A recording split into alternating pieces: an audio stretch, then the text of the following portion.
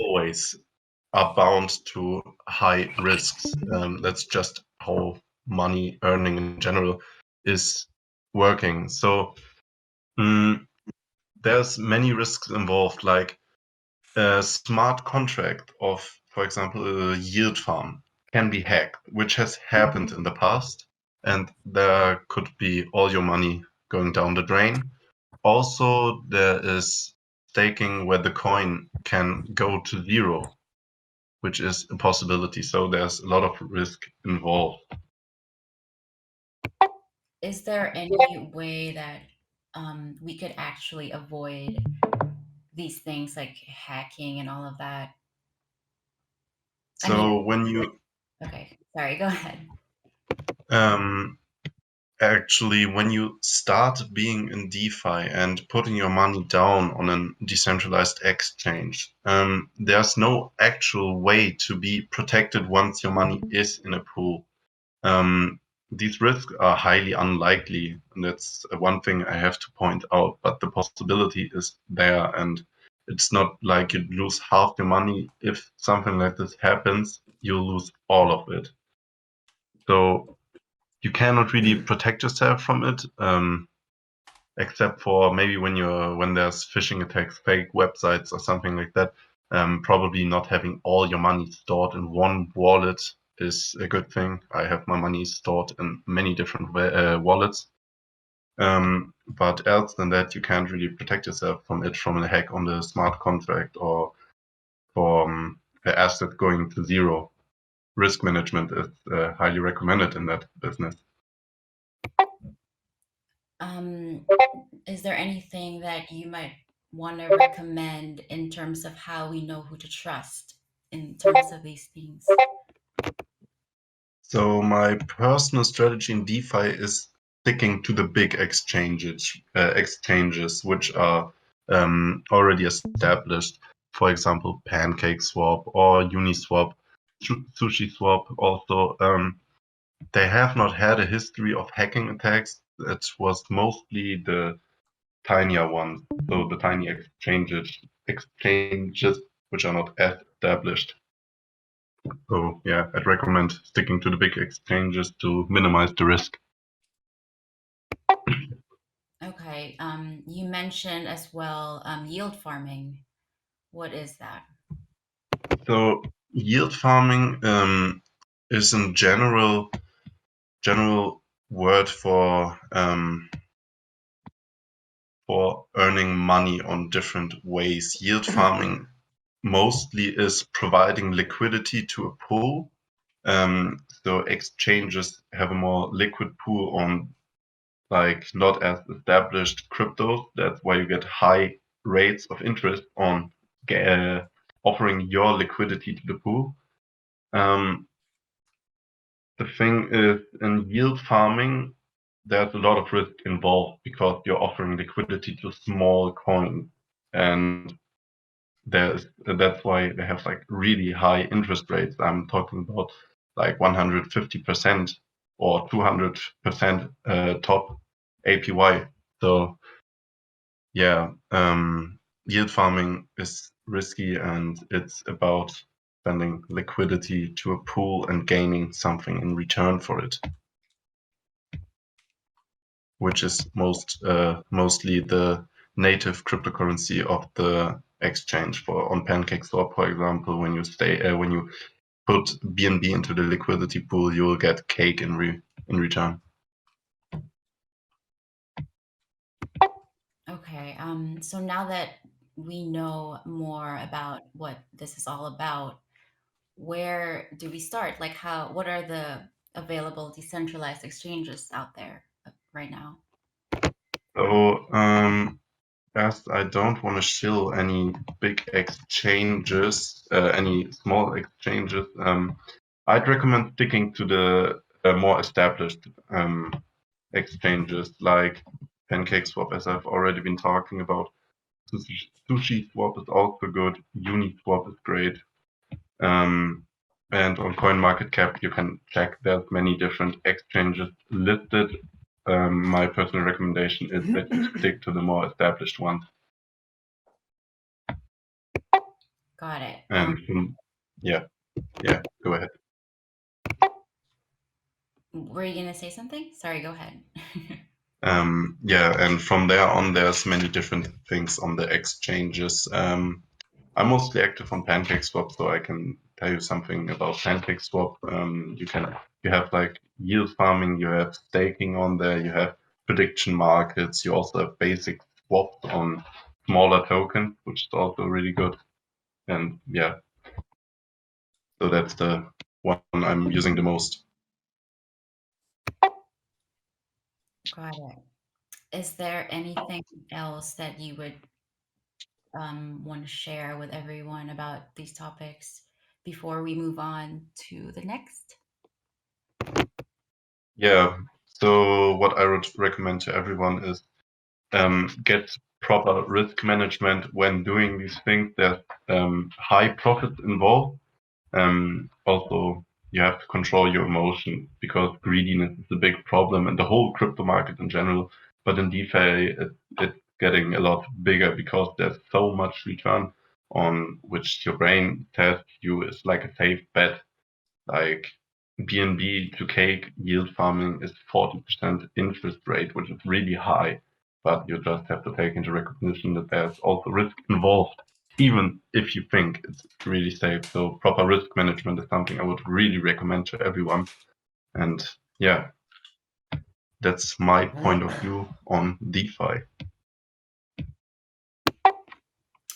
Thank you. Guys, if you have any questions regarding crypto and DeFi, you could type it in voice text one, then we can address it later on after everyone has spoken.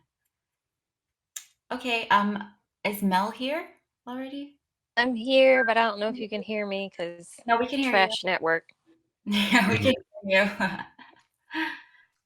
It was awesome, Jason. I just want to make sure everybody knows that Jason hangs out in the crypto channel and he has made some amazing Mhm. guides that are pinned to the channel.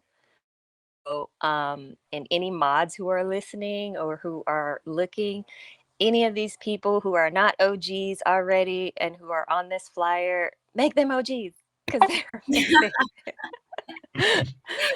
um, so that's my little 2 pennies. And then are we moving on to exit strategies now with Gaba? All right. Can you hear me okay? Hey, yeah, Hello. welcome. Awesome. Awesome. Thank you. Yeah, thanks, Mel. Backy, Fish Sticks, and CordyCord. This is fantastic. I love the fact that we're trying to share this knowledge and through the community. It's exactly what I love about this community. So thanks for organizing this. So Here. yeah, so obviously I was asked to talk about exit strategies, and it's interesting, right? So obviously first, I'm not a financial advisor. Nothing I share is financial advice, and by any stretch of the imagination. So always do your own research. I think that's the most important thing. A little about my entry into crypto. I first got into crypto probably about 4 to 5 years ago. Just very, very much a dabbler at best. And then life got in the way, right? Just got busy. And about really when I kind of dove back into it pretty heavily was at the onset of the pandemic. I needed something to do. And I decided that really diving into crypto and learning about different strategies and technical analysis was kind of going to be what I did. And so, what about March 2020? We're looking at so about a year, almost 2 years now, where I've been doing this. And then Very so cool. yeah.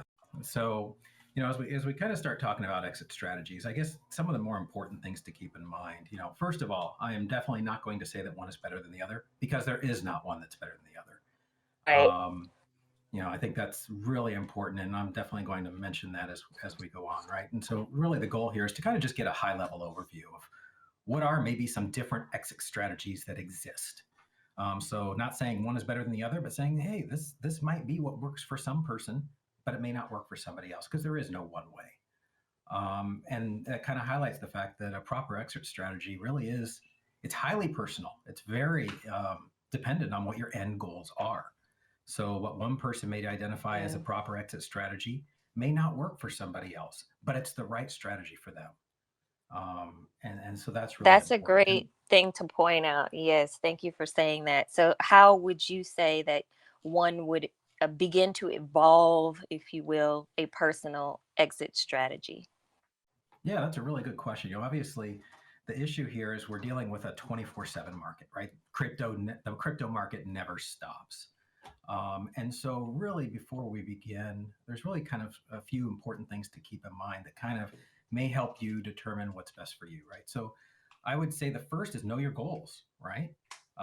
So, what works for you, again, may not work for somebody else. Maybe your goal is I want to make 15% multiple times over, right? So, maybe that's your goal. Or maybe your goal is to double your money or triple your money.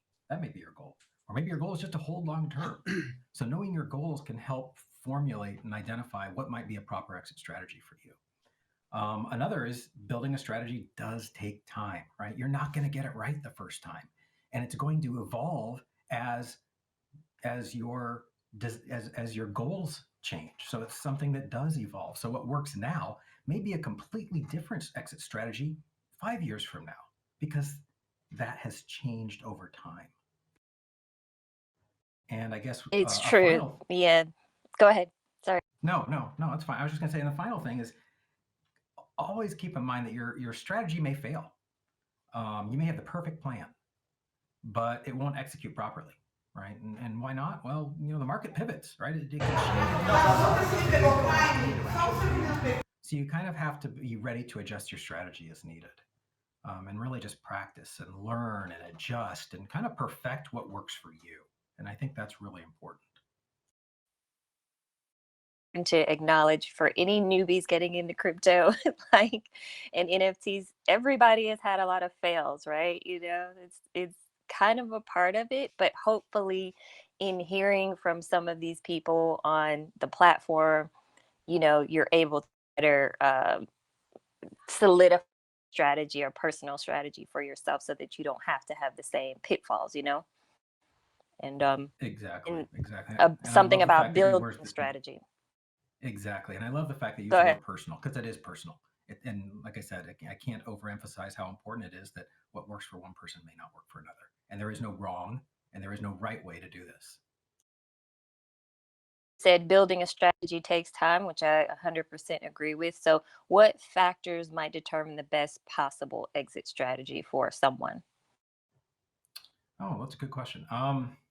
So, obviously things that might factor into what your exit strategy may be is what is your account size, right? Someone that has a smaller account size might have a completely different exit strategy than someone that has a larger account size, or maybe your holdings are different, or again, going back, what are your goals? So those are the types of things that might help formulate and evolve your exit strategy into something that works for you. And Okay. Well, so what are some of the different exit strategies that maybe other people have used that you know about? Yeah. So, some of the ones that I've read about. So, some people just say, I'm going to sell at a specific price target, right? So, let's say you have one ETH and you have the goal of selling that ETH when it hits 10K in price, right? So you have a couple ways that you could approach that. So first approach is you say, okay, when ETH hits 10K, I'm going to sell it, right? So that's one way.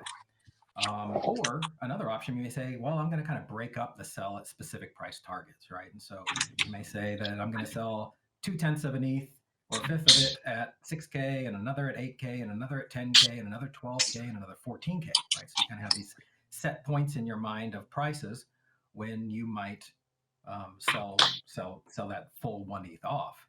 And so, some people might say, well, if you're wanting to sell at 14K, why don't you just sell at 14K?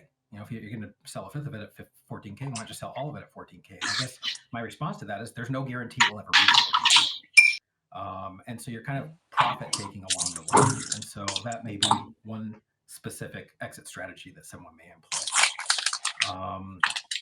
Another exit strategy that some people may use is what's called dollar cost averaging, right? So I think many have heard about dollar cost averaging in. You can also dollar cost average out. And for those of you that don't know what dollar cost averaging is, so basically, let's say you have, again, 10,000. let's say you have $10,000, euros, whatever your currency is, and you want to buy into a position. And let's say you're interested in getting some ETH. And so rather than saying, okay, I've got $10,000 and I'm going to put it all and get, I guess based on today's price, it would be about 2 ETH approximately. So you could do that. And that's one way of doing it. Another is you could say, well, I'm going to take this 10K and I am going to, over the course of the next 5 weeks, buy ETH.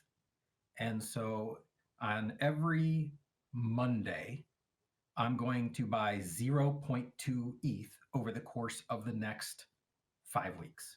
And so ultimately you've spent that, but you've dollar cost averaged in. So you may be buying when it's a little higher, you may be buying when it's a little lower, but you've averaged into the position over a 5-week period, right? So that's dollar cost averaging in. You can do the same thing in or out. Yo, what's up, guys? Mind muting? That would be really awesome. We're gonna get to Q&As in a little bit.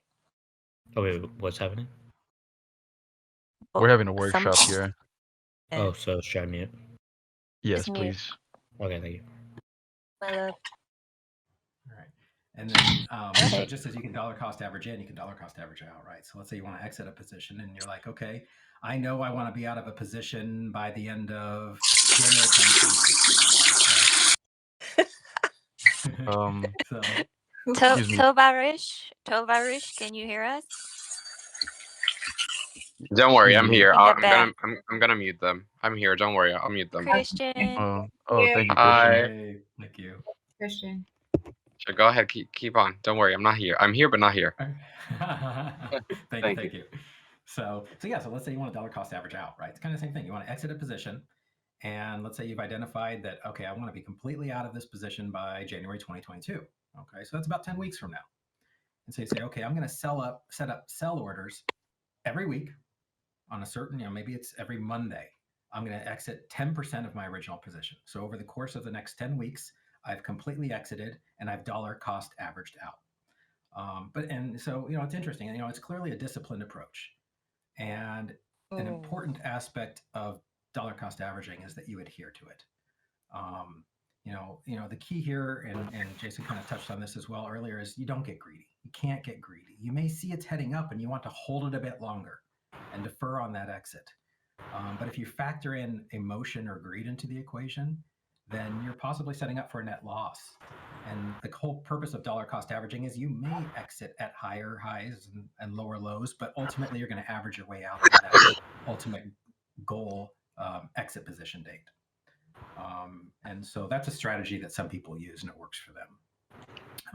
Great points. Thank you. Yeah. Oh yeah, absolutely. Another one that some people will use is exiting by, I guess you'd say like a return percentage, right? So let's say you bought a token at $1 and you're like, okay, at $1, man, if this thing gets to $3, this would be fantastic. I 3x it, I'm going to get out. But again, with many strategies, the keys even with this one is you can't get greedy, right? Or let emotion impact what you're doing. Because let's say it does get to $3 and you hit that $3 and you're like, ooh, maybe this is going to go a little higher. I'm going to hold it a little longer. Well, if you do that, and that's certainly your option, but you've kind of, you're not adhering to what your original strategy was. Because when it was at $1, you would have been perfectly content selling at $3. So now that it's at $3, if you're adhering to that strategy, you should probably do that, right? Because that's your goal. Now, obviously, some people might change their mind along the way. And maybe that means that exit by return percentage isn't the best strategy for them. Maybe they need to figure out a different strategy that would allow them to modify it as they go along. So that's another potential option. Then I guess the fourth one that I kind of think of is kind of exiting by portfolio. And so exiting by portfolio says, this is a goal that I have, and I'm going to exit based on this financial goal that I have. So, let's say you have $5,000 in the market. You've got real world debt. Let's say you've got $15,000 in real world debt and you want to pay off that debt. And by paying off that $15,000 in debt, or maybe you want to buy a car, whatever, you now have, by exiting at that proper time, by that financial goal you set, you've now eliminated that debt. So one day you hit that $15,000 and you're like, okay, time to exit and pay off that debt. And again, this kind of goes back to the don't get greedy and don't let emotion factor in, because let's say the market continues to climb and you held longer and you actually, in retrospect, could have actually had $30,000. but you can't think that way, right? Because if you think that way, it's kind of a dangerous mindset to get into. You need to really kind of adopt more the mindset of, I paid off that debt. This is fantastic. I set a goal and I've paid off that debt. I'm debt free, or I bought that car that I really needed. And so by exiting and locking in your profits, you Right. adhere to your strategic goal. So I love that you're bringing up the cautionary tale of not getting too greedy as well, because I think we can all recall back to a certain doggy coin, coin X a few months right, back, and yes. everyone was waiting for said coin to hit the dollar. And I'm sure everyone was expecting once they hit that dollar, they were going to be rich and never have to work again. But it got close to that dollar, but never hit that dollar. So crashed all the way back down. Well, not all the way, but a good ways back down. So yeah, thank you for mentioning those points, because that is huge. And anybody just getting into crypto needs to keep those things in mind. Yeah, absolutely. I just think, again, it's all kind of coming back to, like I said, don't get greedy, don't let emotion factor in, and really identify what is your goal, because what your goals are really dictate what your strategy is at that point. But also keeping in mind that your strategy will evolve as your goals change.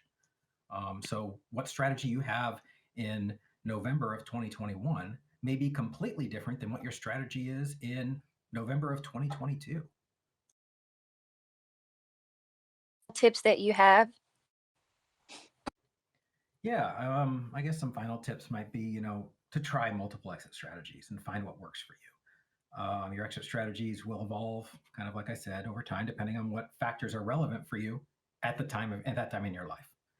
Um, and that, again, you don't necessarily always have to sell, right? If you don't need the liquidity and you're okay with the volatility, some people's strategy is to hold. It's important to remember that for most, there's tax implications when you do have realized gains.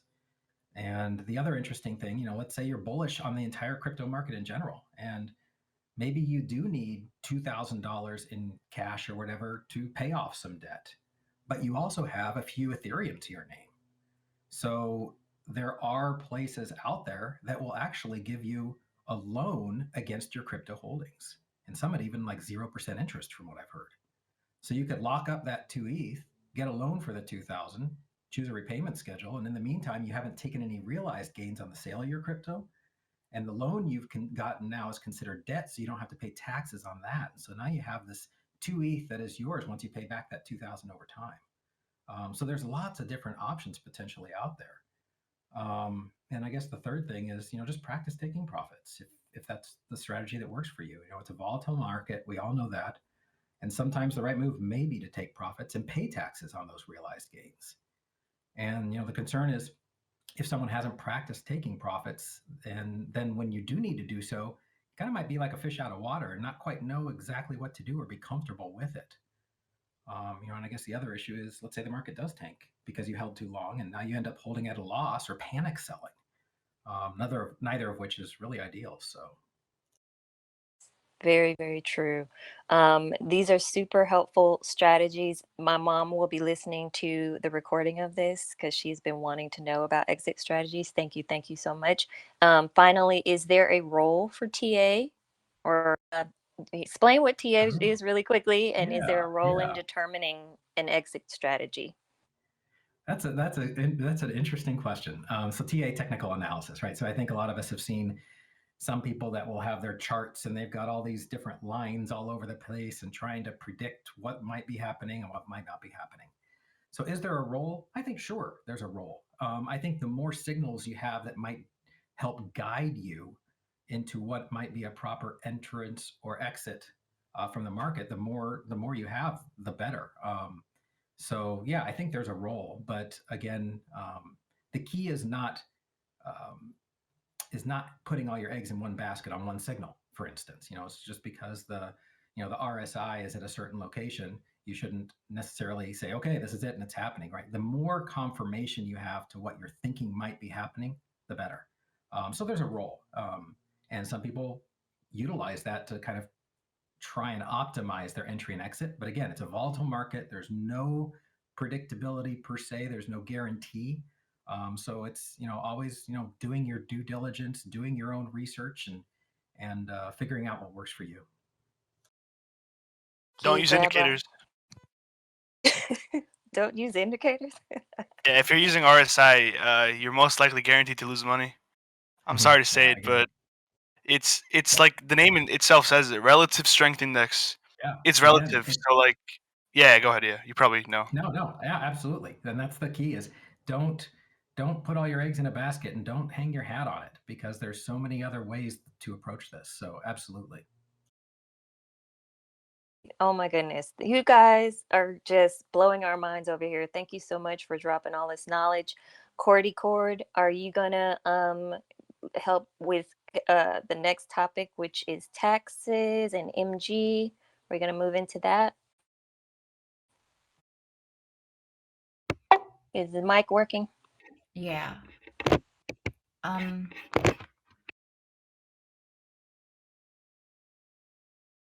I see mean, MG. so basically, I want to start with, I'm not an accountant or, this is not financial advice or anything, but keep in mind that when you are in the blockchain, if you have Ethereum or any coin or any NFT, it's it's on the blockchain, so it can be traced back to whoever had it prior to you having it or where it exits out at the end of the road. So make sure that you want to keep tabs on that and don't try to escape by, because it is traceable. There's ways to, in different countries, obviously it's going to be different. Some countries don't have any income taxes or gains taxes, so you're okay in those countries, but a lot of countries do, and it can range anywhere from 30% and up. But it also depends on what country you are from. But you can offset a lot of those taxes by using the gas. So anytime you make a transaction, you're paying that gas fee, which is a transaction fee. You can deduct that from your overall income at the end of the year, and that would be, deductible. So there's ways to do it that will, help you. But you have to do your own research in your own country and see what works best for you.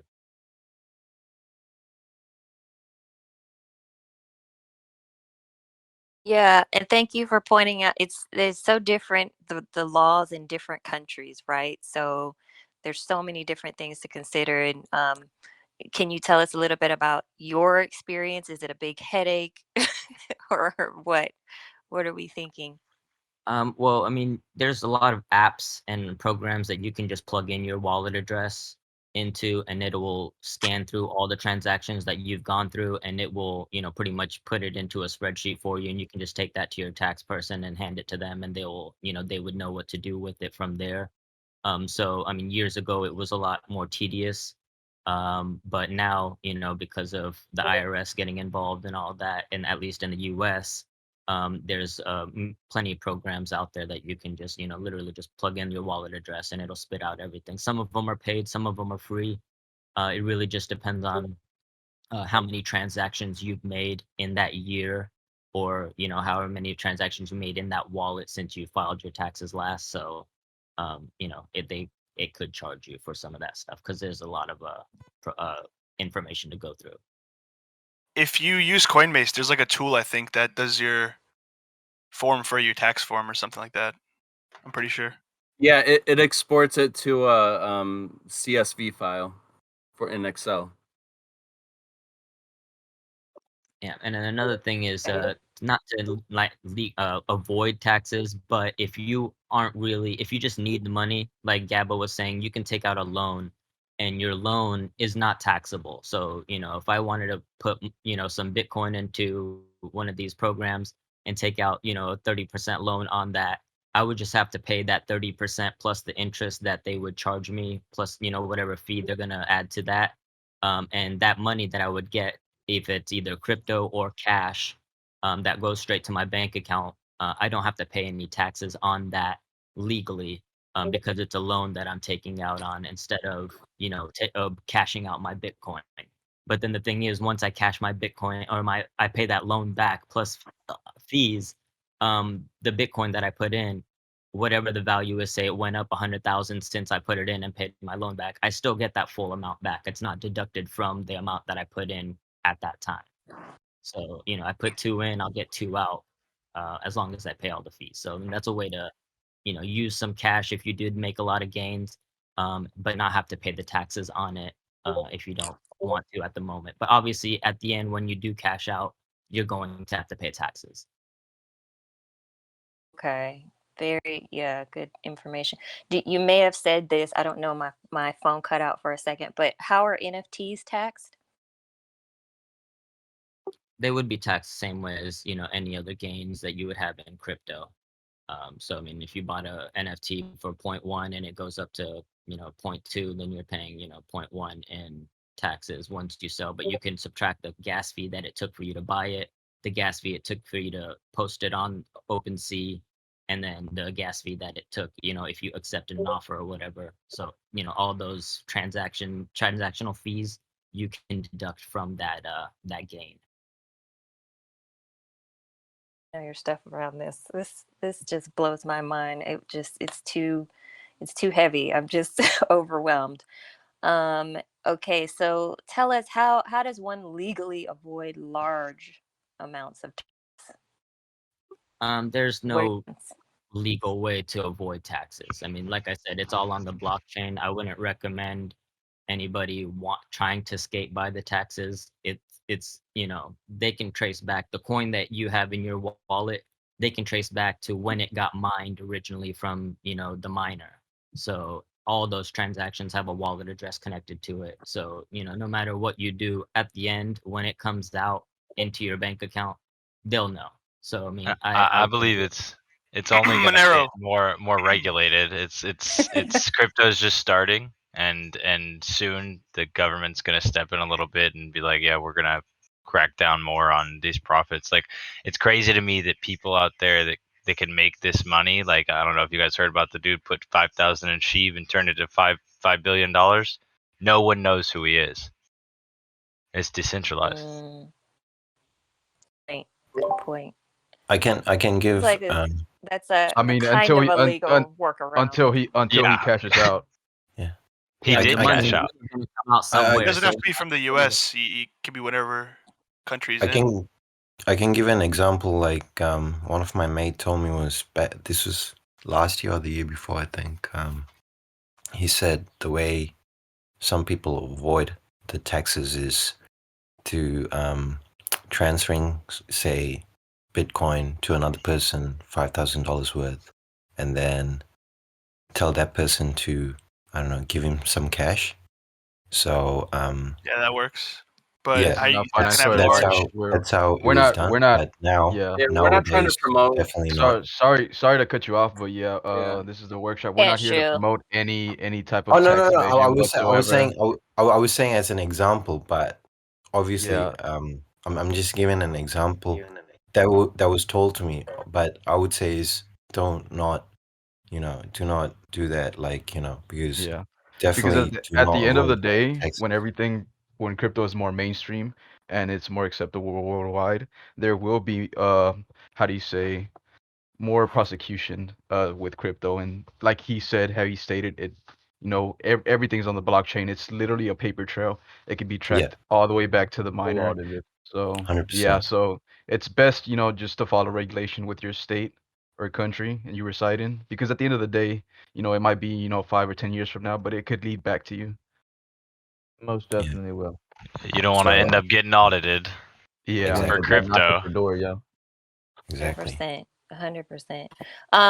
So MG, is there anything with regard to gas fee or deductions or anything that you want to highlight? No, like I was saying, like all these gas fees, any transactional fees that you incur while making a transaction, that's all deductible. So you can keep a track of that. And if you add it up at the end of the year, you pay a lot of transactional fees if you're in this space, purchasing and selling. So it's something to keep in mind for sure. What's up? Awesome. We're doing a workshop, bud. I was wondering For why the joining. chat is like so full. Definitely stay tuned. We want to take questions from the group shortly, so definitely stay tuned. Is there anything else? That was super helpful information. Really, really helpful. Yeah, I mean, I'm not trying to shill anything, but I'll pop a URL in, or well, I guess I can't. But there's, like I said, there's plenty of websites that you can just put in your address. You don't even have to connect your wallet to it, so it's not like you're gonna be able to they'll be able to clean your wallet out or anything. Just put in your address, and it'll give you a breakdown of at least how many gas fees that you've paid in the last couple months or whatever that you've been in the space. So just keep that. There's a website called fees.wtf. I just came in. I don't know if you guys mentioned it. You could see how much gas you've ever spent on your wallet. Yeah, there's different websites Yeah, for that there's as a well. lot of different websites that do it. I know that Yeah, website in particular isn't as accurate as other ones on You that. could do paperhands.gg to see what you paper handed too. It's pretty funny. Oh no. That's gonna be so much. I know it's gonna be so much. Oh no. Let me Yeah, see man, how you guys much are I just a paper wealth handed. of information. Just Thank like you, people. MG. Thank you so much. We really appreciate your knowledge. We know, yes, we want to keep giving the disclaimer, not financial advice. But thank you for sharing your what I consider expertise around taxes. So we want to next move to identifying quality projects and NFT tools. DrippDrop is here. Nice guy, Cordy. What's up? Take it away. What up, Drip? Hello, guys. Hello, welcome. Homies. Yeah, I just wanted to start off and let you guys know this is not financial advice in any form or fashion. Always do your own research. Always do your own research. So to start off, Cordy, do we have a question? Where do we lead this topic? Yeah. Hello. Yes, we could hear you. Okay, so there's so many projects popping up right now. I guess what a lot of us would want to know is how do we avoid scams or rugs? Okay, so there are a lot of factors to take in. Finding a good project. There are a lot of different sites. For example, Rarity Tools. They do a lot of advertisement for sites. Some of those projects, well, most of those projects are cash grabs. Uh, I would say what would constitute a good project would be the amount of engagement in either their Twitter, their Discord, etc., etc. See if there's community involved. Is it just like a whole bunch of just spamming in the chat? If there's wholesome conversations throughout multiple channels that constitute as a good project, I would say Are there's are you are you referring just to scams, or are you just referring to losing your money in a bad project? Because many projects oh aren't necessarily scams, but they just die out. Um, so are you referring to just scams, or just how are you gonna, you know, stop I losing mean your money? okay, if we talk about losing money, you never know 100% what project, will do well. You can more likely say a project's going to do well if there's a lot of engagement. But if we're talking about to look for if there's scams or stuff, you can look for as in like the team behind the project. If there's a big team behind it and some people are doxxed, and that would constitute as a good sign to avoid because there's repercussions. So if somebody or the team does end up rugging or scamming, which is either like not fulfilling out on the roadmap or immediately after it sells out, they just completely vanish. So having a docs team as a repercussion. So that's one way to avoid I think scams. that's a big one because a lot of these teams don't like to dox themselves. Like I personally I'm really big in NFTs. I got rug 6 hours ago. I know a couple of our other buddies in VC did as well. Mhm. The person can literally just disappear, delete their Twitter, and poof. If And make a new one. they expose their identity, the internet is a very weird place, and you people will find you if you dox yourself. Yeah. So that's a big green light. I wouldn't say like go right away, but like promise for the project. Yeah, it's a good sign. It shows that there will be repercussions, so it's not it's less likely a scam, but that does not mean the project will do well. So if we want to look at, other key factors is the engagement as a project would do go. Other scams to avoid, they do, for example, there is a tool, rarity.tools, there's a lot of advertisements, a lot of projects advertise on there, and most of those projects are cash grabs. The teams are completely anonymous. Uh, they will literally take your money and leave. And the market is so saturated with these projects. Everybody wanting a piece of the cake, free money. It's literally these projects could literally make millions of dollars in a matter of hours. So with that being said, there's so many people entering the space, for a quick buck. So even some influencers, it might not be a complete, rug or scam, but there are a lot of people who have influence in the space and will take advantage of that, and will also, more or less cash grab. They'll follow through with the roadmap, but won't heavily promote it, won't follow through all the way. They'll lack in, certain aspects. They avoiding just a ticker don't not necessarily like, a large following. That's not a good ticker to follow because people like influencers with a large following, it could also be either they could buy the account or it could be botted out. So even if the team has a large following, it's not necessarily a good sign or a good ticker to go after. More so, you would have to look at the You can engagement on their also Twitter, you could also their look like if a Discord. server has 200,000 members and they have 10,000 members currently online, you can clearly tell that's like 10,000 still a good bit, but don't be distracted by the 20,000 or 200,000 because it's not all real. Yeah, exactly. It's literally alt accounts or bot accounts trying to scam you. For example, there's an influx. There always has been, but like more so in hyped projects, like for example this one, where there's an influx of DM scams. So a lot of these, they've kicked out, I think, a few thousand, like a lot of bots Over already. 100K. Over 100K. 100K. Yeah, Like so I'm pretty seriously. sure there's still more in here, and they would continue to go because of the servers, public. So there will be an influx more of, people trying to scam you in DMs, passing as, either mods or announcements or bots.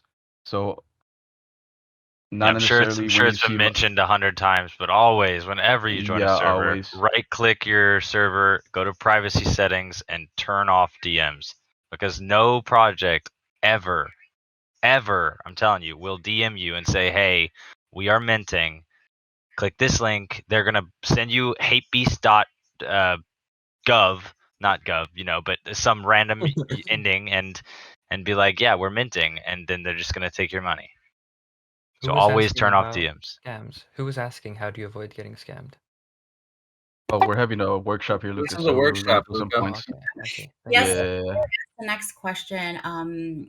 We appreciate all the questions, but if we could request for everyone to save their questions for after, we actually open the voice text number 1 for the questions.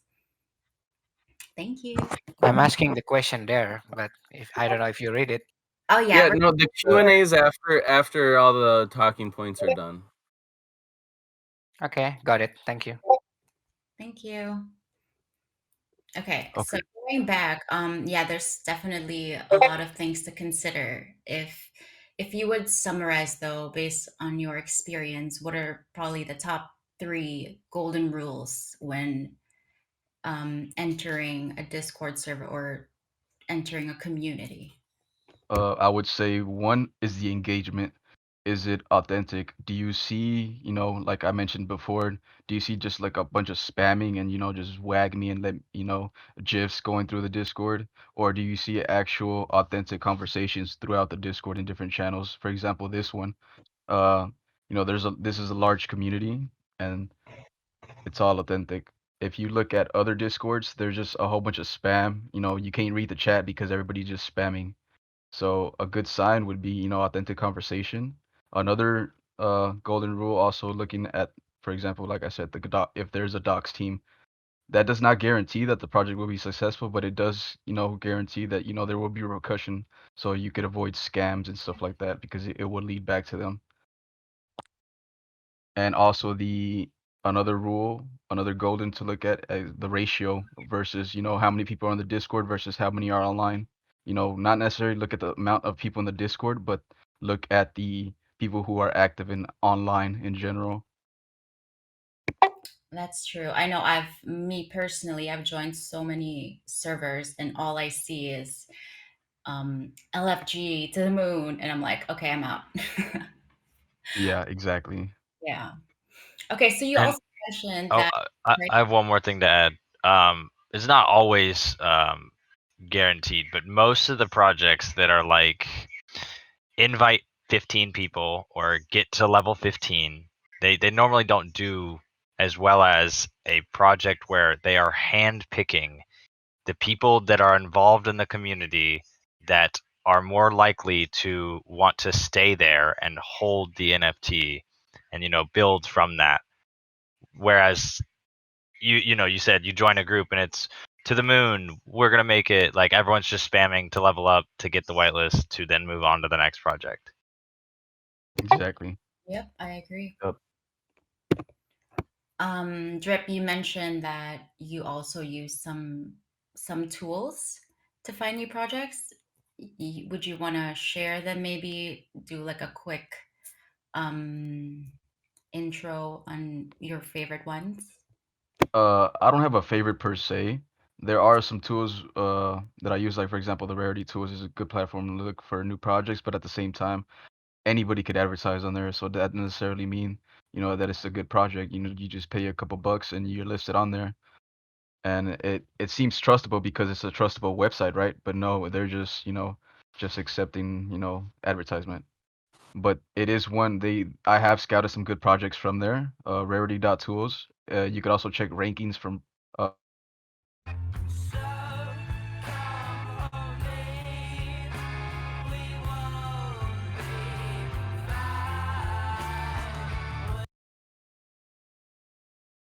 more or less, a good project is not going to spend money on advertisements because they have so much, how do you say, hype behind it with just, the people behind the team. So not necessarily, there isn't a specific website or tool that I use to find upcoming projects. There are many ways. Finding YouTube channels, just necessarily just in general, following the right people on Twitter. I would say those who are in the NFT space and crypto space will always have good information. Right. So basically, do a lot of research. A lot of research, yes, because there's stealth mints and stuff like that. So following the right people, not necessarily. Some projects will do well, and some projects they don't advertise at all, and they just they're just minting, and they just tell a few friends, and they just follow suit, and eventually, like after a while, it becomes big, or like other projects do advertise and do have you know how do you say, they grow their community before they mint. There's different, there's always different projects that do everything differently. So just following the right people could, lead to the right NFTs. But you always have to do your own research. I agree. You mentioned minting. Are there other ways to mint? I've heard of minting straight from a contract. Could you tell us more about that? Yeah, so the minting aspect, there's uh and most people know, minting from a website, right? That's the general rule. Right. But I would suggest learning how to mint from contract because it's a lot faster. Uh and sometimes gas is lower, and sometimes the website it fails to for the minting button to go live, or you have to hard refresh it. So learning how to mint from contract will save you if it's a public mint, it will save you on, it will save you the headache of, missing out for those who do know how to mint from contract. And for example, if the website, it takes like 5-second delay for the mint button to go live, well, that 5 seconds, 1,000 transactions just went through. Like minuscule seconds counts when like there's a big hype behind a project. Yeah, So learning how to mint. that's a huge one. If you're trying to get a really hype project and the website is, you know, you don't want to depend on it. The servers can crash. If you just go straight to the contract, you can get it right when it goes live. Yeah. Definitely look into just how to write a contract. So Hey. yeah, it's pretty simple. All you have to do, either sometimes they provide, most of the time they provide the contract, the Etherscan, on their announcements channel or on their link channel, depending on the project. Some projects I've seen that don't do that and try to get people to mint just off the website to have a fair advantage. But there are ways to like scout the address and find it beforehand.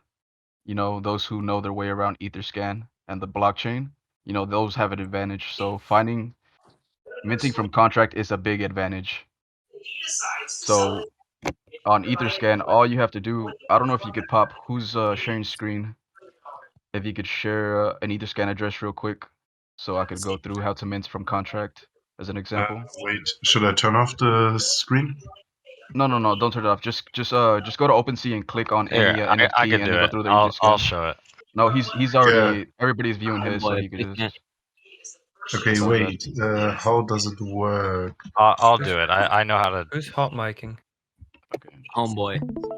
All right, so What's up? I'll show you guys how to find a contract, and I could. I would look Okay. at a video beforehand just to Pep, sorry. Yeah, this is Pep talking. Yeah, I don't mean to cut you off, but we want to let the speakers probably do it. Yeah, Pep, by the way, if you didn't know, this was a workshop and we were just, you know, going over through Alright, some well, topics. But he obviously didn't know how to do it, so I was just trying to help. okay, just click on the contract. Oh, okay. I guess you close it. Wait. I mean, you want me? I'm. Yeah, Yeah. So the contract address on any NFT is going to be at the bottom. So you go down to details of the actual NFT itself. You see this contract address. You click it, it'll take you to the Etherscan. Alright, so we go here. We go to this would be the Etherscan of any NFT, whatever it is. Everyone's different, right? And they all have their set, you know, contracts and priorities. You click on right. You would necessarily. Can you find a different one? This one's on chain, so it's Yeah, not gonna show. I got you. Yeah. Yo, homeboy, please mute yourself, man. Who is that? Homeboy. Oh, homeboy, he has his mic on. Oh, I do? Yeah.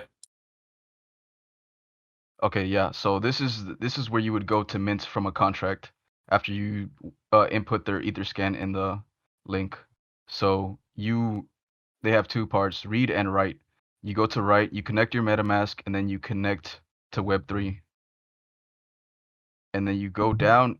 Each one's going to be different, each contract, but more than likely 100% of them will look like this. I'm sorry, not 100%. Most of them will look like this. And you enter the amounts it costs to mint, and then you enter the amount of mints you want. So for example, if the mint price for one is 0.09, you enter the amount, and then you enter the amount of mints, so it'd be one. So if you wanted to mint 2 or 3, you will add the total cost to the top price, and then you would change the number of 3, and then you would click write contract, and you should pop up a transaction on your right side of your screen for your MetaMask to approve it. So that's minting from contract.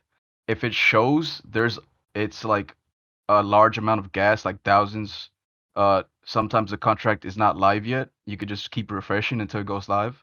So like for example, if it's a countdown on the website, you can literally sit here and on the contract and keep spam refreshing right until it goes live. So you'll have like a few seconds. You know, it still counts even though it's a few seconds. To we call it sniping, to outgun somebody, and mint it I will before. say if you're gonna do that, you might want to wait a few seconds, because if you put in a transaction at say 100 Gwei and then 500 other people try to put it in and it jumps up to 200 Gwei, your transaction is now at the bottom of the list. Yeah, So that's another I thing to definitely look do at. your research. Like, this is just trying to show you how to This is just how to mint mint from off the the contract contract itself, when but the there's website's lots not to working. go through with it, So that's a way to mint from contract for those of you who didn't know. Hey Drip, do Cordy? you want to bring up the the scam with the mint versus transfer. Oh yes. MetaMask. Whenever you guys are minting from a website, make sure, or even a contract, it would on the transaction hash on the right side when it pops up for your MetaMask for you to sign it. When you're minting something, it will cost it will have a high uh gas cost, and it would also say, you're minting something.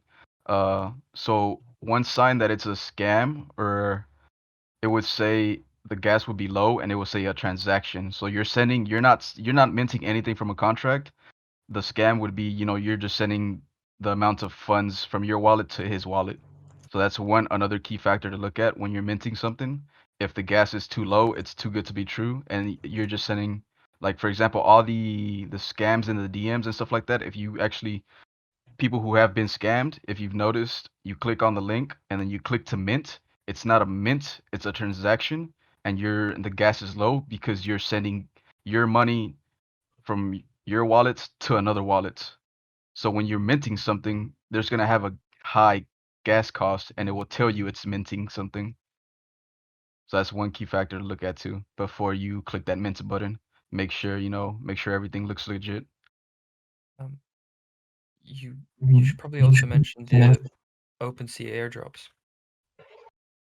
Oh, okay, yeah. Another key, there always has been, I think they still will until they regulate on this. I don't know why they still haven't. Uh, there's a scam that's been going around on OpenSea with Etherscan. People will literally send you NFTs, and they will place a bid on it. They're basically phishing you, trying to scam you. The NFT itself has a contract, a very specific, very malicious contract, where if you try to sell it or transfer it into something else, it will literally wipe your wallet clean. I don't know exactly, the whoever created this is very, very genius with the contract itself. So avoid, if you guys get anything in your wallets, any NFTs or anything, just leave them alone. Do not mess with them. If you have your OpenSea folder, just hide them. Just leave them as they. Sometimes OpenSea does clean them out, but for the most part, like in my wallet, I have a few that been there for months, haven't moved. Just don't touch them. There's no reason to. You're not gonna lose anything if you touch them. I mean, if you don't touch them, just leave them there where they're at. That's a phishing scam that's been going around for a few months. Just don't interact with it at all. I Cordy? just want to. I don't know if someone has said this before, but when you go to mint from a website, you always have to remember to unlink your wallet after, because they can still access your wallet if you don't. But I don't know if someone has said this before. Sorry if No, they. that's a good point. Yeah. That's a good point. True. That has to do that. You have to do that on the website, though, right? Not on the app. No, you do it You on could do it. MetaMask. Yeah, you could do it from your MetaMask app. You just you click on your MetaMask, and they'll have three little dots from the right side of your name, and Yeah. once you click on it, it'll say either view account on Etherscan, expand view account details, or connected sites. You click on connected sites, and it'll show you what sites you're currently connected to, and then you just click the little trash emoji, and you're. Could you say that again, please? Okay. You go to your wallet, your MetaMask, if you're in your browser, it'll show next to your name, it'll have three dots on the right side. When you click on those three dots, it'll have view account on Etherscan, expand view, and then account details and connected sites. You want to click on connected sites. It'll have all the sites you're currently connected to, and you can just click the trash emoji to remove them, and you will no longer be connected. So yeah, after minting something or connecting to a website you think might be malicious, it's best you disconnect from it. And The how only would you one make I'm your OpenSea like private so you can't convert it? Yeah. Cordy? Y'all have something about wrapped Ethereum? We haven't touched on that yet. Well, we're on NFTs and scams. If you have Okay. any questions, please save them towards the end. You could type in text one. We will go those over once we are finished with our bulletins. All right. Thanks, man. No problem. Have a Okay. great day. You're minting after you actually get to mint. What do we do now? Like I know a lot of the people use the floor price as something that they use to determine how good what they actually have, what how good what they have is. So what would you recommend for that? Well, that's going into exit strategy. Well, beforehand, if once you mint, if you just want to view your NFT and see what you got, some are stored off chain and don't upload the metadata towards the end of the minting process. But if for those of you who don't know, you could just go to your OpenSea account, and if you just want to see your NFTs, you could just go to your OpenSea account, click your profile, and you're able to see. But for most part, most NFTs aren't they have a placeholder, so they're not gonna show exactly what you have until they upload the metadata. Unless they were all minted on chain, then you will be able to see what you got right afterwards. But each project is different. If you're looking to, either hold, you just see what you got and you just forget about it, or if you're looking for, if you're waiting for to sell it, if you're just looking for a flip, floors, the floor is it's what's called the lowest price, uh, for that project's NFT. So if you want to sell pre-reveal, after reveal, that's all on you. We're not here to give financial advice. Uh, but depending on what project, sometimes the floor goes up after real, sometimes it goes down. If you wait till after real and you got a rare one, well, you just scored a bag, uh yeah. Yeah, now that you mentioned that, what actually determines the floor price? The buyers do. The supply versus demand. So let's say if a project sells out in either, hold on, I gotta plug my mic, it's dying. Uh Excuse me, give me a sec.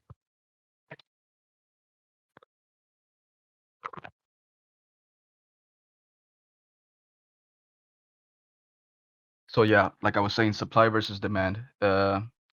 If you have a project that is sells out immediately and you see a lot of people miss the chance to, there will be an influx of buyers going to secondary markets and purchasing those NFTs, especially if it's a hype project. So the buyers will determine the price. Yes, you could set your own price at whatever you like. So it's up to the buyers, and if there's always going to be flippers and undercutters. Uh, but if there is an influx of buyers, they will eat the floor up, so it will rise. So there's no so that's what determines the floor price. It's the buyers, but as well as those who post it, you know. Right. What would you say determines the longevity of a project? Like, since we're talking about the second market and determining whether you should sell or not, what are the things that we have to look out for?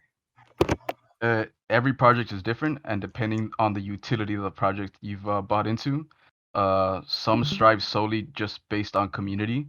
The community is strong, and people value what they have, their NFT, and other people see that and they want to buy in and also want to be part of the community. That's one key factor to look at for longevities, community-based projects.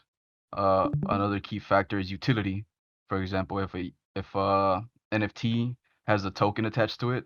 There are security issues with that, but it still drives buyers because they could, more or less, it's called passive income. So the longevity, it's there's a lot of key factors, and every project's different because they offer different utility. So I would say most projects in the future or in the upcoming year will go to zero because of they don't have either a community or a strong utility behind their NFT. And as more NFTs become mainstream, we're gonna see a lot of competition from big brands. So a lot of these small projects will probably go to zero. So looking at a strong community, for example, the Board Ape Club, they're they're doing very well because their community is so strong, and you have the supply and demand. You have celebrities buying it and stuff like that. So key factors is community, I would say for the most part right now. But we are so new to NFTs. The market's changing like weekly, monthly. Like we're so new that we're paving the way as we speak to NFTs and what constitutes a good project. Aside from those things, are there like analytical tools that we could use for a more in-depth evaluation of a project? Yes, there's you could look at OpenSea, that's the Right. main site, right? You could look at each project's volume, but there are other tools. For example, you could use Mobi. You could I think it's mobi.gg if I'm not mistaken, or .com. Somebody could correct GG. me on that one. GG, okay. GG. The other one is you could Nansen's really use good. Nansen. You could use IC tools. So these sites allow you to see either you could enter either contract addresses to see what's minting, or you could just have it set to like scan all Etherscan and scan all contracts to see what's minting. You could also see, the volume over the course of when the NFT was minted to currently. So what buyers are buying in, are they notable buyers? There's different charts you could use, but some of these sites do cost money because of their analytics. They will cost anywhere from, I know IC tools I think is what, like point 0.1. No, I'm sorry, that's Mobi, that's point 0.1. IC tools is like like I think it's wait, it says, yeah, $62 a month. You could unlock real-time charts, alerts, and tracking. There's different tools you could use, but that's more for the more experienced, or someone who wants, does this for on a daily. There are a lot of tools to look at, and volume charts and stuff like that.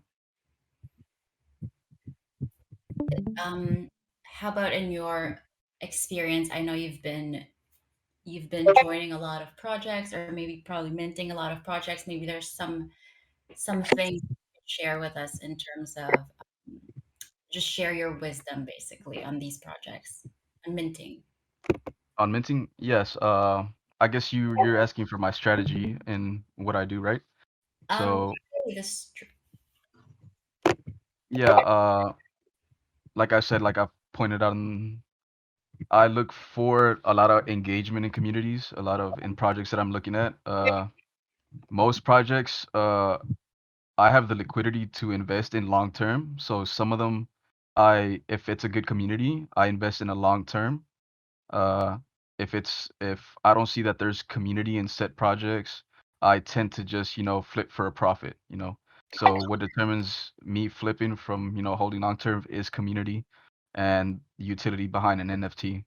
So for example, one of the most recent, I'm not gonna say per se what it is, which one, but I would say like one of my strategies that I've used and worked a lot in the past is, if I mint a few of one project, I tend to sell one and either make back the money I spent for minting plus profit, or if I get a rare one, sell for high and buy back at the floor. So I will basically pay what my minting cost and a little bit of profit, and now I'm holding onto these NFTs that are basically free now because I covered the cost.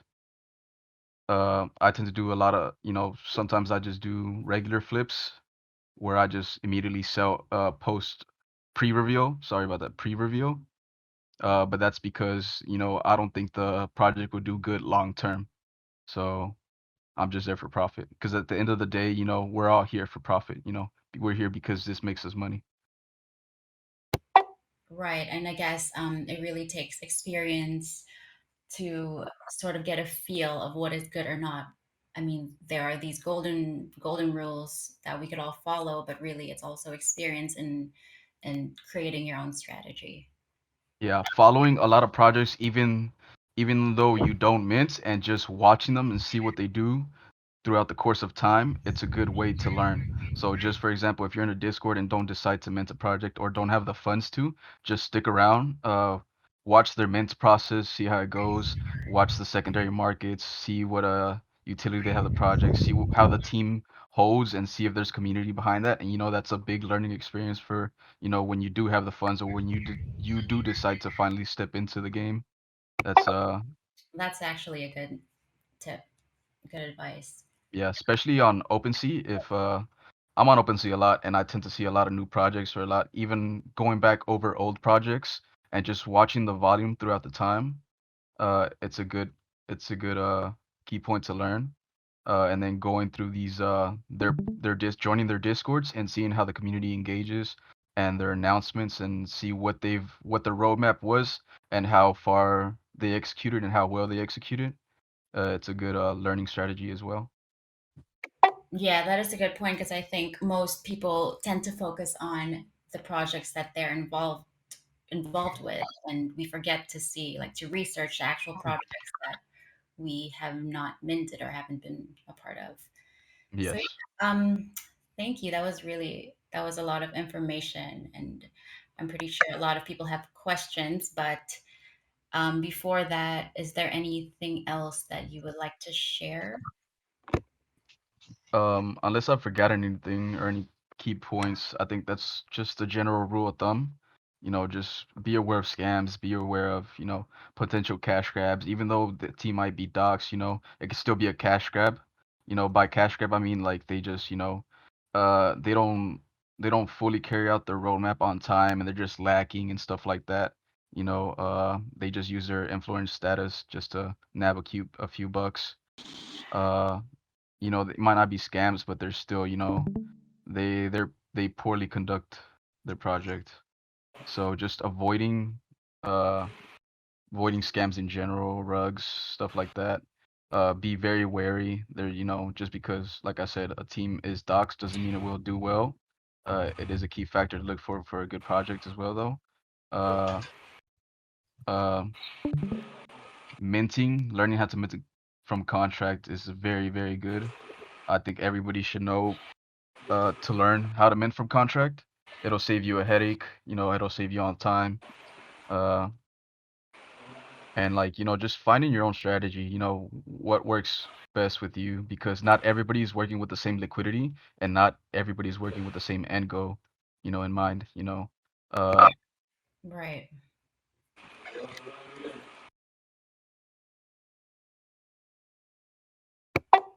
Okay.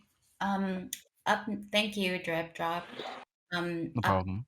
we more about intersection of crypto with nice guy. Oh, nice guy. Nice guy. Are you? Yeah. Yeah. Can you guys hear me? Yep. Okay. Yeah. Hi everyone. So my name is Nice Guy.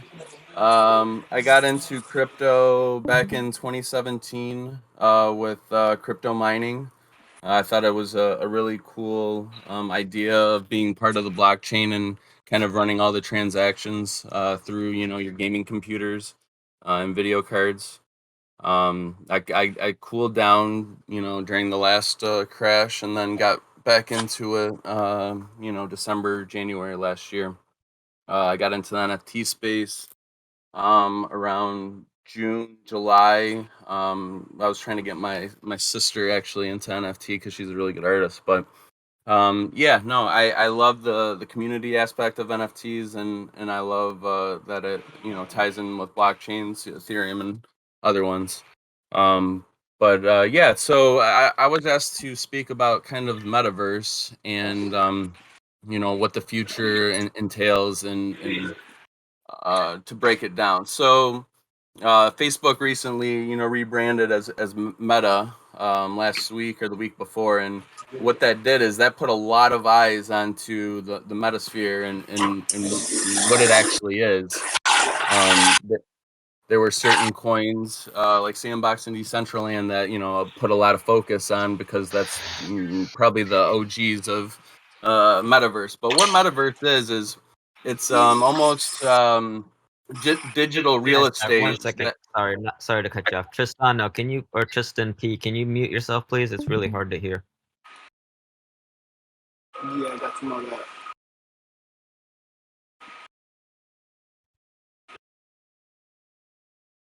Sorry, nice guy. Oh, here you go. Yeah, so what the metaverse is it's almost digital real estate that you can either purchase or you can go and visit. And here this is just a quick. This is Sandbox. So as you can see, projects buy real estate on this digital world. As you can see, you have big companies like Atari, crypto exchanges. You have the Bored Apes somewhere, the punks.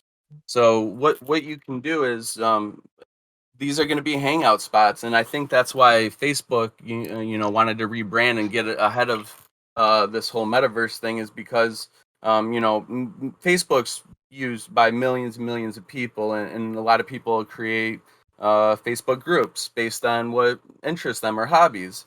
My theory is that we're going to have lobbies that your avatars will go and hang out and voice chat with people. And I think VR is going to be huge with the metaverse. Oculus and these other companies are building all-in-one VRs where you don't need a big gaming computer to run them. So I think VR and metaverse are going to kind of go hand in hand. I also think that the bigger the metaverse gets, advertising and big corporations are gonna want their brand out there, and they're gonna spend money on people. Like if we fill out of the sandbox and there's nowhere really to build, people are gonna sell ads or billboards within Decentraland. There's musicians that are gonna start having concerts within Decentraland and Sandbox. So I think the future is going to be very promising with the metaverse, and I think we're really just starting it. Uh, so the other thing would be like GameFi, which is DeFi blockchain games. This has really just come to the forefront, probably with the past 3 to 4 months with Axie and some other games. But what this entails is you're gonna just play a normal video game, but you can earn crypto by playing it. And what those crypto coins can do is you can either buy NFTs in the game, or you can buy certain, it's your currency within the game. You could actually trade the currency as well on exchanges. So you can there's people in third world countries that are gaming and making their money for the week. So I think there's a lot of potential for blockchain games, but I think it's still very new and it's pretty bland out there. Once we start getting some AAA games locked in with some blockchain companies, I think that the sky's the roof at that point. Zed's another one where they came with a play to win type of concept where you have NFT horses, and they'll run horse races, and you can win Ethereum. So the concept's really cool, and I think play to win games are gonna really start taking off in the future, especially the more and more crypto joins. One other thing that I did want to bring up is kind of what's the difference between like Sandbox and Decentraland NFTs versus the crypto coin. So, you can buy NFTs through OpenSea on Sandbox, and that's either real estate, you own that property, or you can buy like unicorns or pets that can sit on your property as well. So that's what that coin is used for, is to buy kind of stuff within the metaverse. Same with Decentraland, you can buy property that people are gonna build on. So you can either buy the NFT itself on OpenSea or other avenues, and then you buy the coin on exchanges, or DeFi, or through reputable exchanges like Coinbase or KuCoin.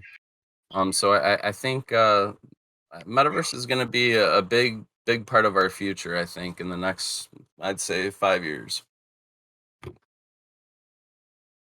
Or it's gonna be like some.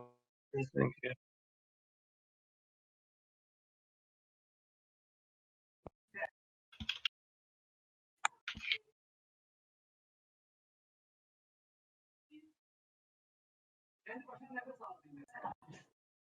Cordy, I don't know if you have any other questions on the list.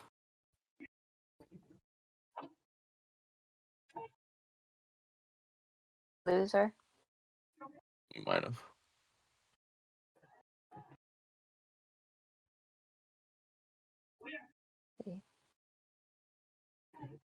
Hey guys, hang on one second. We're just trying to Yeah, I connect got you guys. rules now.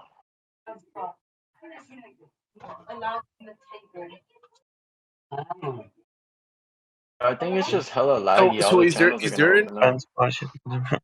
is there any way like you can pay gas fees with some other coin after the mint, or the mint already includes gas fees? The mint includes your gas fees. You Okay. can't you can't spend the mint cost afterwards. It's running the transaction. What you're doing is you're paying the miners that are running the Ethereum network. You're paying for that transaction. So even if that transaction fails, you're still gonna lose some money on gas because you have to pay the miners to run that transaction. Okay.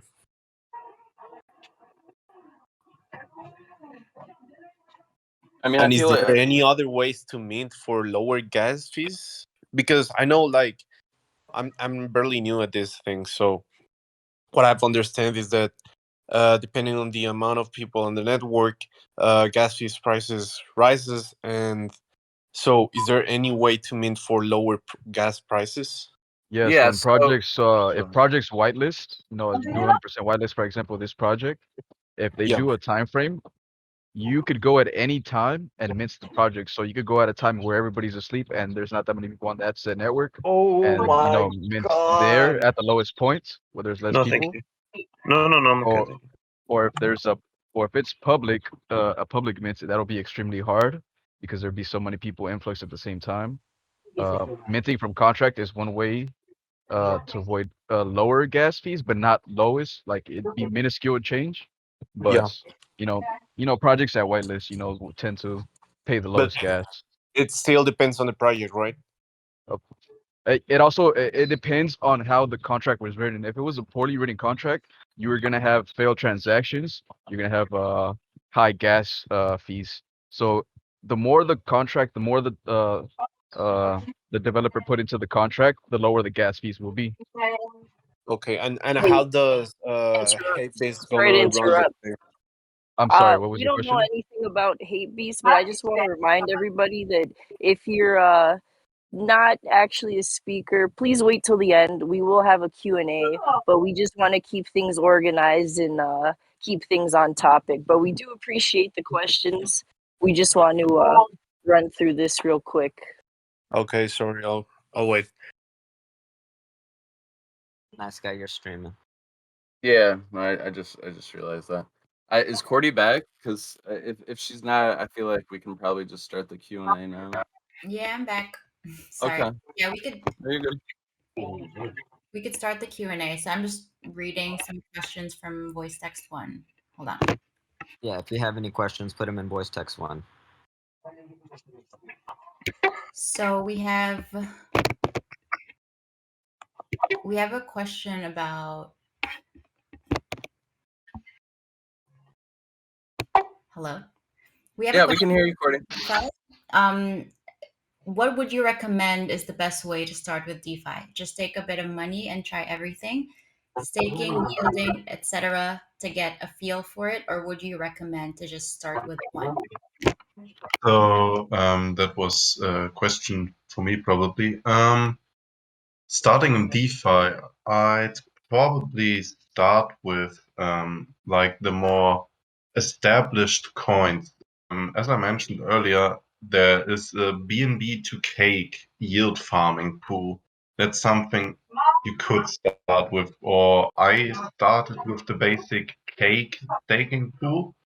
You also get really nice profits from them, but there's higher profits to be made. But I would keep my hands off them until you get a feel for it. over there. Spectral, please mute yourself. Spectral, please mute mute yourself. yourself. Sen beni sevmiyorsun değil mi ama? O zaman neden gideyim veriyorsun? Ben sordum önce. Spectral. Do we have any Is he mods? mute? Oh, he's muted. Okay, great. Okay, good. Yeah, so I'd probably just recommend starting with basic staking like Cake on PancakeSwap, which is their native token, and you start getting a feel for it, and also some things you just learn by doing in DeFi a lot. So yeah, stick to the safer, more established things for the beginning, and then continue your journey.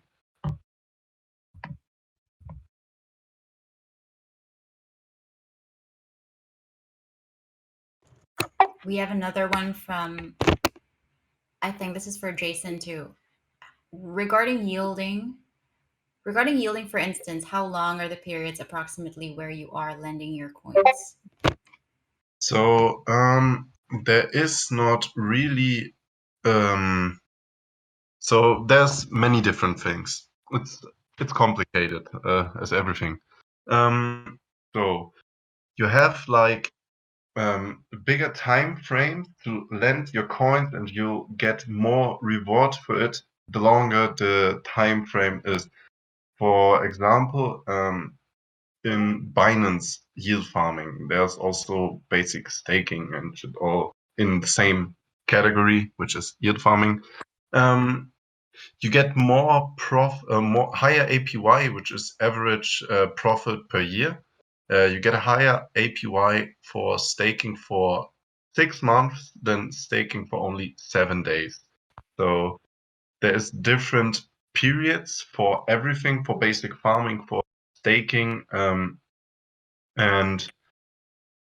you get a higher reward the longer you stake. But also there is more risk involved because much can happen in the bigger time frame. Also, if you can take them out of the pool before the period is over, but you'll pay some fees for it. So that's also a possibility, and fees can be quite high.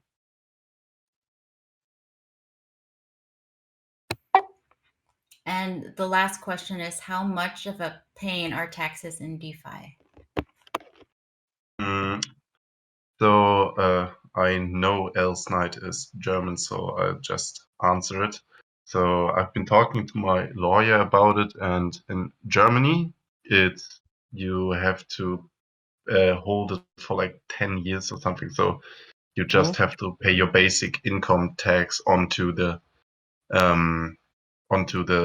profits from DeFi. It's So it's yeah. over a month away. You have to have Thanksgiving, and then Christmas is like a month after Thanksgiving. What?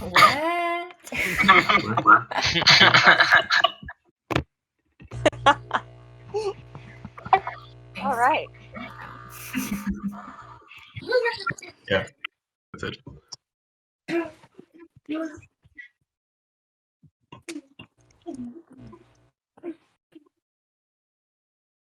I did just want to throw out there, if anyone has any wants to get into mining, you can shoot me a DM. I can stream with you and walk you through how to set up. It's a good passive income if you have a gaming computer laying around.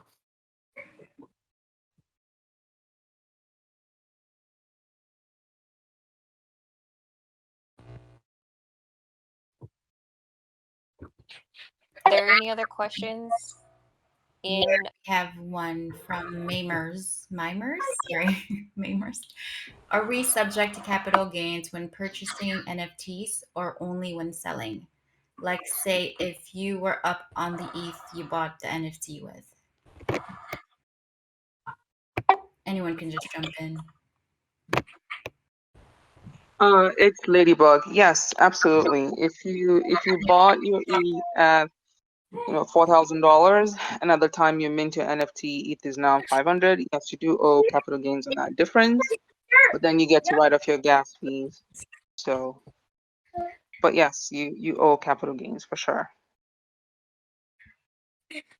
Go in here, man. Ladies with all the information. Hello, love bug. Hi. How are you? Does anybody else want to jump in or have any questions that they placed in voice text one that maybe we didn't see for some reason? Hape Auntie has a question. Wait, let me just. Earlier, they stated having small amounts in various wallets. I think they said for safety. Should the various wallets all have protective measures on them? And should it be the same amount of money in each? Yeah. So, oh, are you gonna do it? No, you go ahead. I think I've talked about it. I was saying that in regards of the cold wallet to hot wallet debate. So, as cold wallet is the safest bet for your assets, I would say always keep the big amount of your the biggest amount of your portfolio on the cold wallet. Everything you don't need liquid, put it into a hodl wallet like Ledger or everything in that regard. I think there's more. I would use hot wallets only for liquidity reasons like minting. For example, my MetaMask never has more ETH than I'm planning to spend on a mint. Maybe if it's 2, I have enough for 2 mints plus gas fees, but still, I never have more money on my hot wallet than I need. Or on my exchanges, I also only have the money I'm planning to be swapping into different coins, selling. So, but I'm not gonna keep it. So that's how I do my money managing on different wallets. Yeah. It's Lovebug again. May I ask a question? Of course. For me? Yeah. So follow up with that. What I always wondered, I know you can move your coins to a cold wallet.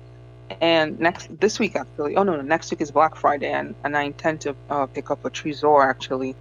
The question is, can you move an NFT into a cold wallet, just like you can move your coins? Because I've heard so many people getting their MetaMask hacked and their NFTs stolen. So I was wondering, how do you protect yourself or protect your NFTs?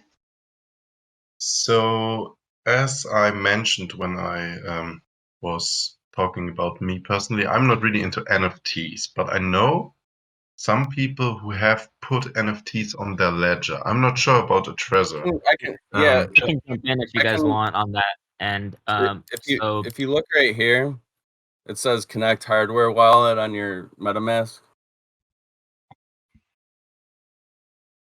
That and then all you do is go. And then you just pick which one you have. Okay. Yeah, but I think the It's one question is like I'll recommend. NFTs on the ledger, and it's not that you're putting the NFT on the ledger. What you're doing is you're putting the token address that's connected to that NFT onto the blockchain, which is connected to your wallet address on that ledger. So it's not that the NFT is going on your ledger. It's just the token address is connected to it, which is on the blockchain. And keep in mind, every single thing you do on the blockchain costs gas. So if you want to send that NFT to another wallet, it costs gas. But in the end, if you're using a hot wallet to mint, and it's something that you believe in, like, never keep 1 plus ETH on a mint that you're trying to connect to, and you aren't like 100% sure on the site because you can connect and then they just drain your whole wallet. That's one of the reasons why people will only keep the amount that they need to mint on that wallet and then send the NFT away to whatever wallet that they keep it.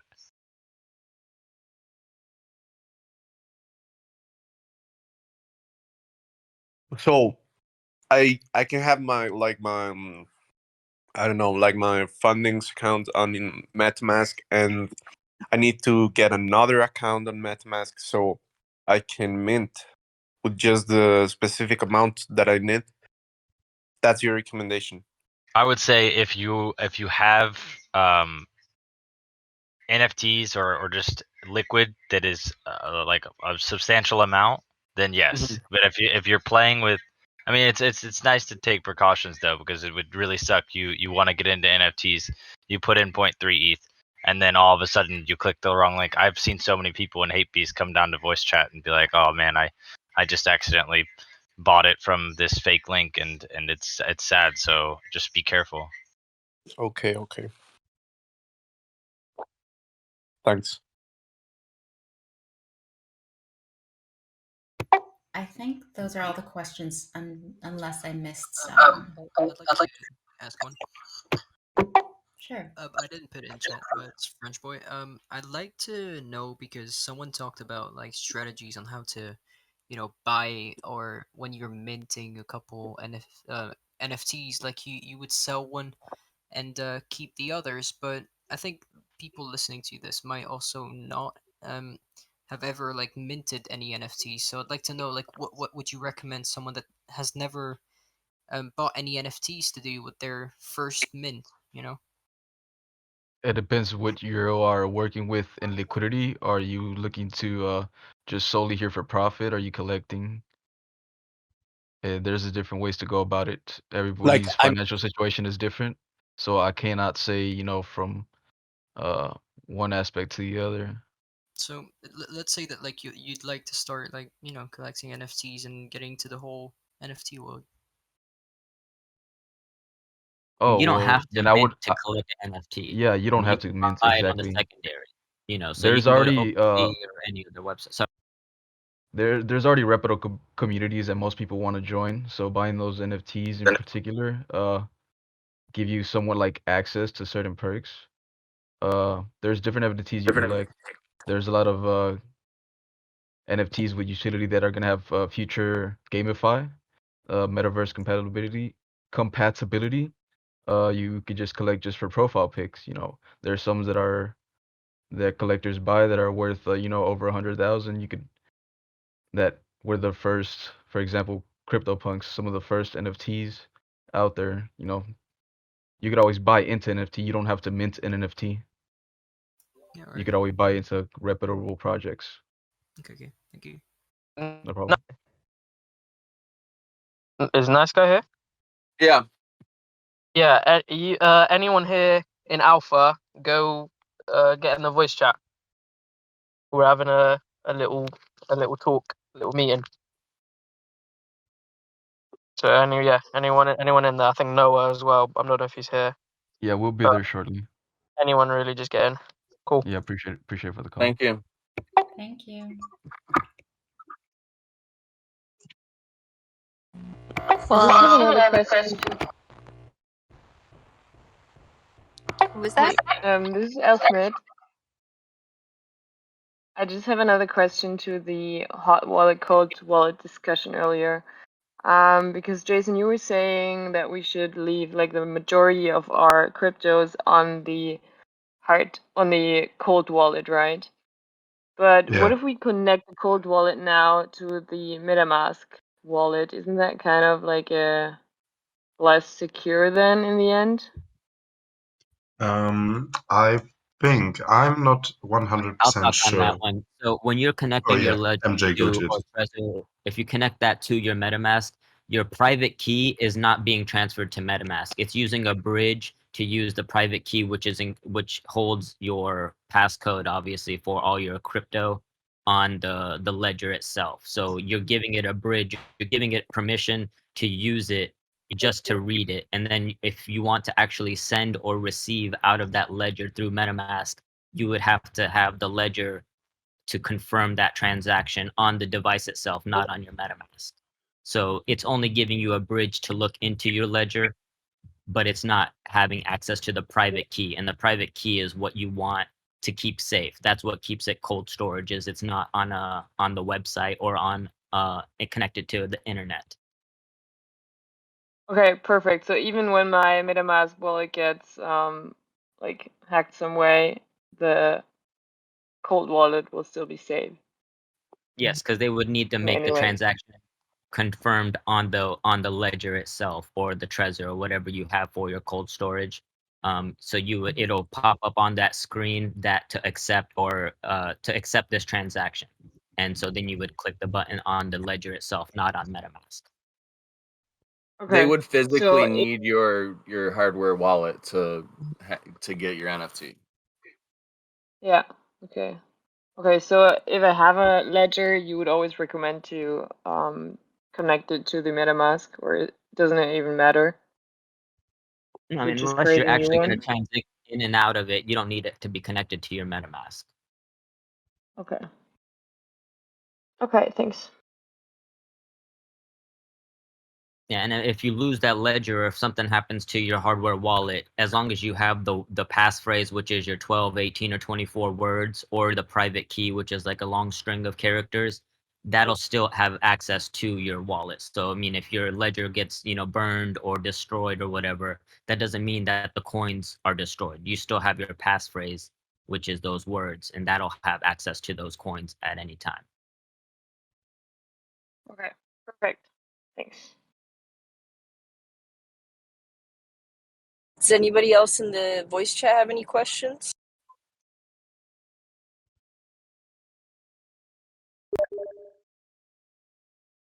Yeah, it's Lovebug again. Just a clarification on what you just said just now. If your Ledger or Trezor or whatever hardware wallet you're using burns or gets destroyed, but you still have your seed phrase, you still have access to it. Does that mean that you go buy another Ledger and then just Exactly. input Yeah, your phrase buy and your another coins? ledger, or you can also just put it on a hot wallet if you like, and you can get that coin real quick and then transfer it over to a different storage if you like, or whatever you want. But as long as you have those words, you can put those words into any wallet pretty much, and then you would be able to Got it. extract that. So if somebody breaks into your house and steals your hardware wallet, doesn't really matter because they don't have the seed phrase. Exactly. Correct. Yeah, they can't break into that hardware wallet because they would need to have the passcode to get into it. And then I believe it's like 3 attempts, and then it would wipe it clean. So if you wanted to test your wallet, which I would recommend if anybody does get a Ledger or a Trezor or anything cold storage, that you test it before you put majority of your funds in there to make sure that you have written the passphrase down correctly and it's all working properly. So you would set it up and then delete it off of the Ledger, and then set the ledger up again from a previously owned wallet, not a fresh new wallet, and then you can verify that you wrote it down correctly and the wallet is complete. Got it. Thank you so much. Also with that, if y'all are interested in buying like cold wallets, always be sure to buy on like ledger.com or trezor.com, like the official sites. Don't buy on Amazon or anything. Because it have been like hacks going around where people send out like fake ledgers, well, they're real ledgers, but they mess with it and like people get all their money wiped off from it. So Yeah, the issue with Amazon is a lot of third-party services, and they can just offer whatever. Amazon doesn't really prioritize itself too much on verifying all of their products or all of the products that are posted on that website. that's right. So official links only, guys.